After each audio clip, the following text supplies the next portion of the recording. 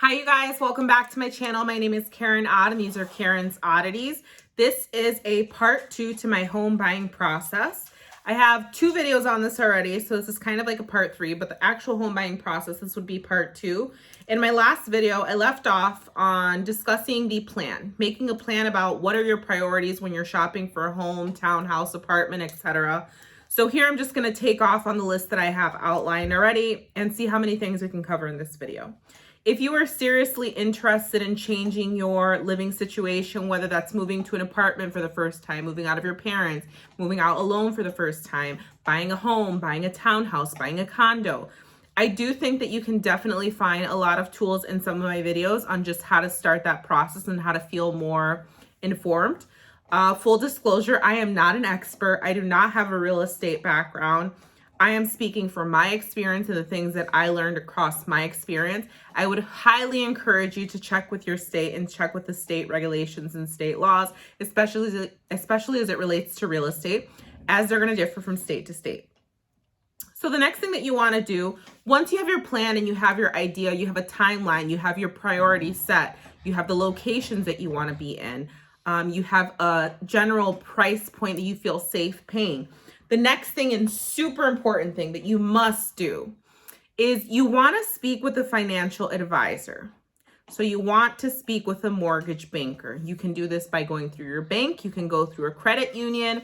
There are many different options, but you do want to get that financial background and approval completed because it's definitely going to allow you to be taken more seriously when you start working with real estate agents or realtors. In my experience, I decided to opt to go with the bank that I bank with, that I've been banking with since the beginning of time. There are some pros and cons, and I'm not going to get into all the logistics and details of it because I don't know them all. But from my understanding, sometimes it can be more beneficial to go with a credit union. It's possible that their rates may be a little bit better versus a large size bank. Sometimes some sellers may be less inclined to work with the large scale bank because the requirements may be a little bit more stringent. Again, these are just things that I heard along the process, may or may not be true. I have all these flyaways, whatever. So you want to get in contact with a mortgage banker. Decide, are you going to go with a private mortgage banker? Are you going to go with the person you bank with or the company you bank with? Are you going to go through a credit union? And have those conversations. You can shop around. You can talk to multiple entities and see who's going to give you the best rate. When we talk about rates, we talk about what percentage you're going to be paying on your mortgage. Someone that can help find you the best deal. Obviously, within a certain extent, there's only so much that they can do, right? This is based on the market. This is based on the economy. But you do want to make sure you pick the best option for you and make sure that you end up working with someone that you trust, that's going to be transparent with you, that's going to be honest with you, and that's going to try to get you the best bang for your buck. When it came to connecting with my mortgage banker, like I said, I went with my primary banking institution. There are 2 options, and I should have confirmed these before I started this video, but I didn't. There is a pre-approval and there is a pre-qualification. I got a pre-qualification letter. So in some cases, some sellers may not see those as being at the same level. And I might have these backwards, so please forgive me if I have these confused, but you can do your research. Just be sure which one you're getting. Be sure which one your institution offers. I believe the pre-qualification letter is essentially like a preliminary check, right? You share your income information, they run some numbers, they do your DTI, which is debt to income ratio, looking at how much debt you have versus how much income you have coming in to try to determine that magic number of what can you afford to pay. This is a super important step because this is going to tell you whether or not the things you're shopping for are within your budget. If it's realistic, it's going to give you that magic number, that budget, that target to stay under, to make sure that you can continue to afford to pay your bills, that it's not going to put you in like a deep hole where you can't afford your finances, because that's not what we want, right? We want to make sure that you end up in a situation that is affordable for you, where you can continue paying your housing expenses, etc. So that is the next step, right? You want to make sure that you connect with a financial institution and get that magic number. Like I said, if you get a pre-qualification, I believe that one holds less weight than a pre-approval. For some sellers, a pre-approval is more of a factual standing confirmation that this is the amount that you've been approved for, because they do a credit check and they run your credit. My banking institution, and you should check with that as well, they only provide pre-qualification letters, but I provided all of my income documentation. I provided my income tax returns for the last 2 years. I provided proof of my pay for the last 2 months. I provided bank statements. So they did a full not background check. They did a full credit check. They calculated all these numbers and they gave me that number. But I know that at least in one instance, when I submitted an offer for a home, that came up. The seller was asking for a pre-qualification letter. So I reached out to my financial institution. I'm sorry, I'm distracted by these dogs and I'm trying to make sure they don't tear up my house. I reached out to my financial institution and they said, we don't offer the pre-approval. We only offer pre-qualified. And if they want to speak with me, I will speak with them and let them know that I ran your credit, that I pulled all your information. That's also helpful, right? Because it helps me. I can argue all day that this is what I can afford, but at the end of the day, they don't care what the purchaser is saying. They care, what is your bank saying? What do you have in the bank account? What are you making? What money can you bring in? They don't want to end up selling a home to someone that's not going to be able to keep it, or that's going to try to get a mortgage out and they're going to get rejected because those finances are not there, or because that debt is much greater than what they're indicating. So this is a super important step to be taken seriously in this process. And I would say only do this when you are 100% ready that you want to start your home buying process. The reason I say that is because there are time limits associated with the amount that's listed on there. I think it lasts 90 days. So after 90 days passed, you have to get the process started again, submit updated documentation to make sure that your financial situation has not changed, to make sure that your debt hasn't increased or decreased. You didn't pull out a loan to take out a Maserati. They just want to make sure that everything is still in the same standing. And every time they pull the information for a new letter, it can change it can affect your credit score, right? So when you are shopping for a mortgage or for a home, that is going to impact your credit, and you want to be super careful. And again, I'm not an expert, but this is what I learned through my research and what I learned through my experience and what I've learned through other experts in the field. You want to be super sure when you're starting your home buying process, because you want to make sure that your credit is in the best condition it can possibly be in. You want to make sure that you aren't making big purchases. You aren't starting big loans. You aren't opening credit cards, because all of these things are affecting your stability, your financial stability, and how you appear as a buyer, right? If you're pulling out all these loans and credit cards and you're doing these big purchases for furniture and appliances, but you're putting it on credit, what is that saying? That's saying that you don't have the money currently to pay for these things. So it's kind of it's creating a weaker image of what your financial situation is. So that's something you really, really want to be careful about. The next thing I have on here, I mentioned the debt to income ratio. They'll take a look at what your savings are. You'll have a discussion with your mortgage banker or the financial institution about what type of program you want to go through, right? Different states and have different programs. So I would say look into that if you're interested in the first time home buyer program. Sometimes that's available. Sometimes there are down payment assistance programs that will allow you to get some down payment, some financial monetary assistance towards your down payment. If you are a veteran, sometimes there are programs for that if you live in the States. So there are a lot of different programs available. Your mortgage banker, whoever gives you this pre-qualification or pre-approval, they're going to give you an estimated timeline. Like I said, these numbers are time bound. They're going to give you a price range to stay within or stay underneath. I would say there's no reason to cap it. There's no need to do that unless you're just like, you fall in love with the home and you decide that that's what you want to do. There's no need to cap out at what you've been approved. If you want to do that, obviously do it, right? But for example, let's say you were approved for a home that is $400,000. That does not mean you should necessarily start looking for homes at $400,000.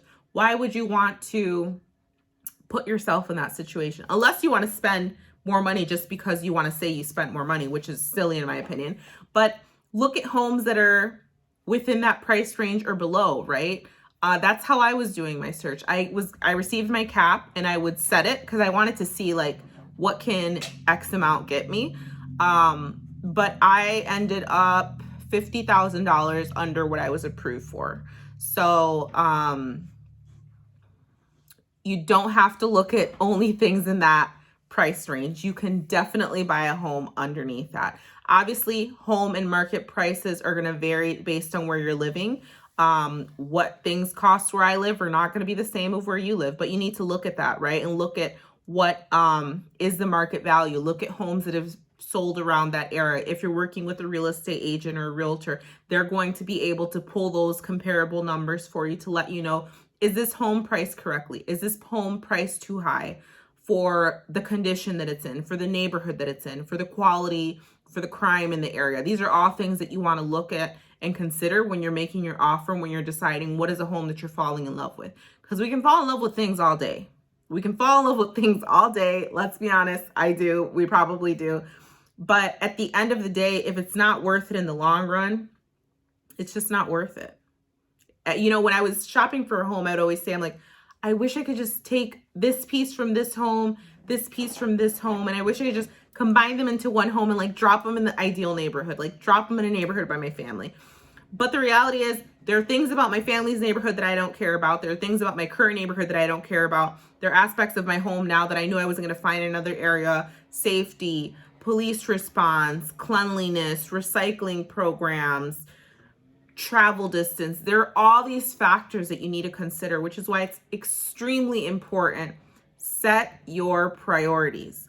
What is absolutely important for you?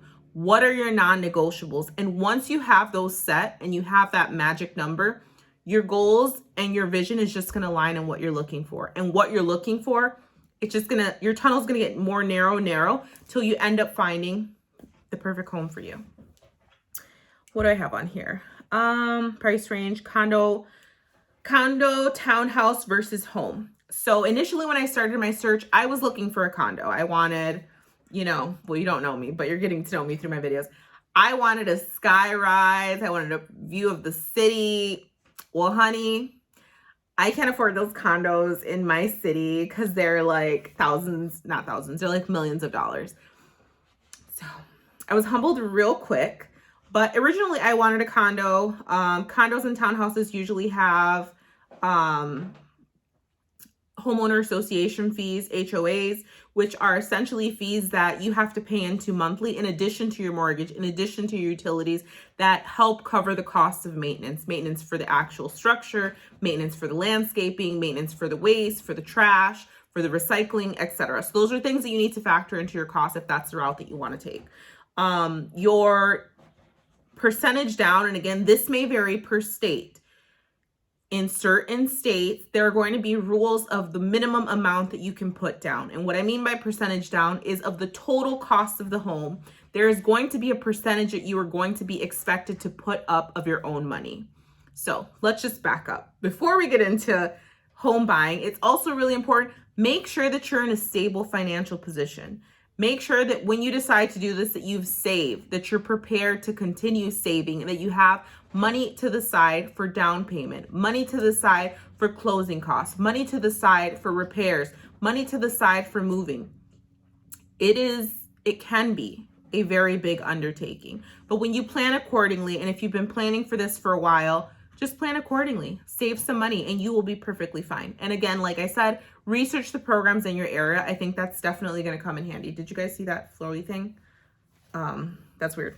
Okay, anyway, land. So you can either do the condo, townhouse, you can do buy a home. You may be moving into an apartment. Some of these things are not going to apply if you're moving into an apartment. That's a different conversation. You can decide to buy land and decide to do a new construction, a new build, right? You can get a, what is it called? Not a refurbished, I can't think of the word. My friend just did it. But anyway, you can decide to buy land and decide that you're going to do a new construction on that home. If that is the route you're going to take, you have to tell the financial institution that you're working with that that is the route you want to take, because the type of mortgage / loan you're going to take out is going to be a construction loan. Again, that's how it is in my state. And it's going to be a little bit different. It may be a little bit more costly because you have to pay for materials, construction, liability, insurance, etc. But consider what route you want to take. Also, if you're doing new construction, that may be a little bit longer, but at least you know exactly what you're going to get because you're picking what you want along the way. You're picking the layout of your home, if depending on how you do it or what company you go with. You're picking the color scheme of the paint and the flooring and all of those details. So just consider, what do you want to do? What are you prepared to do financially? What are you committed to doing? And give yourself that timeline to prepare for that. I talked about pre-qualification versus pre-approval. Following that, once you have these numbers and you have that letter, I'm looking at my puppy because he's on top of my couch being crazy. Excuse me, sir, leave that alone. Decide if you want to work with an agent, okay? There are going to be some homes that are available for viewing that are not going to allow you to see them without an agent, which is really unfortunate. But I think that the reason they do this is they don't want random people just going to see homes just for the sake of it. They don't want to fill in the spots for this home to be viewed by just randoms. I remember before I was looking for a house, my friend and I, we would go look at houses. Like, we talked about it. I mean, she was like loosely shopping, but she was not pre-approved yet. So you may have to work with an agent, or you may have to connect with an agent to see some homes. And just because you connect with an agent doesn't mean you have to work with them the entire time. There will be some agents that may require you to sign a disclosure or sign some type of contract or agreement stating that you're committed to working with them for a period of time. I worked with 2 agents. Neither of them required me to sign off on that. I have a friend who is a real estate agent or a realtor. I forget which one, but I think she's a realtor. Yes, realtor. I was going to work with her, but I ended up connecting with another agent before I fully connected with her. She does require that contract, so it just depends. Just have the conversation. Say, this is where I'm at. This is what I want. But I will say, if you decide to work with an agent and you decide to follow the steps in my previous video where I indicate preparing an outline of what you're looking for, coming prepared, an agent is going to take you much more seriously if you've already done these things, if you've already had these conversations, if you've already sorted out what you want, what you don't want, what areas you want to be, and if you've already gotten that pre-approval, pre-qualification letter, an agent is going to take you much, much more seriously.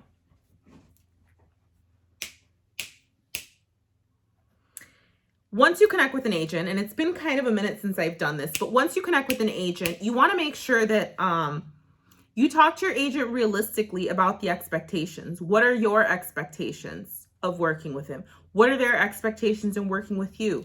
How often are you guys going to look at homes? What time works for your schedule? What is your timeline for getting into a home? Who is in your household profile? Is it you and your husband, you and your wife? Is it a child, you and a child? What are your priorities? If you create a spreadsheet like I did, share that spreadsheet with your agent. They're going to help you narrow down your search if they're a good agent, okay? Because I had to switch out agents. Leave my sock alone. Let's see. Outline your priorities. I said that. I shared mine with my agents. Both times I shared them with the agents. I said, this is exactly what I want. This is what I'm looking for. Please help me find things that are narrowed down into this. I also, I'm sorry, there's a distraction, which is the dog. I had to distract him by throwing a postcard on the floor.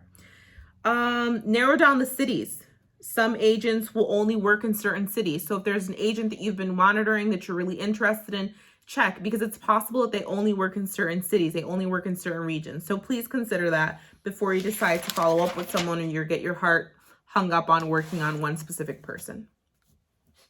I mentioned in my last video, review the houses that you're interested in. Create a list. Keep that list updated. And in that list, make sure you have a category for all of the things that are a priority for you. When I mentioned my priorities, I wanted within 20 minutes from my office.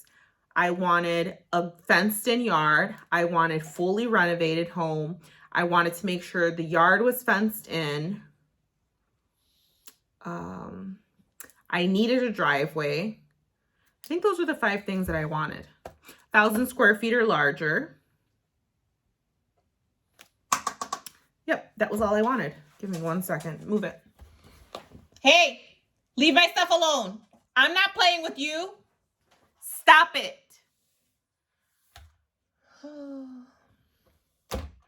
We may have to call this video quits. See you guys in the next video.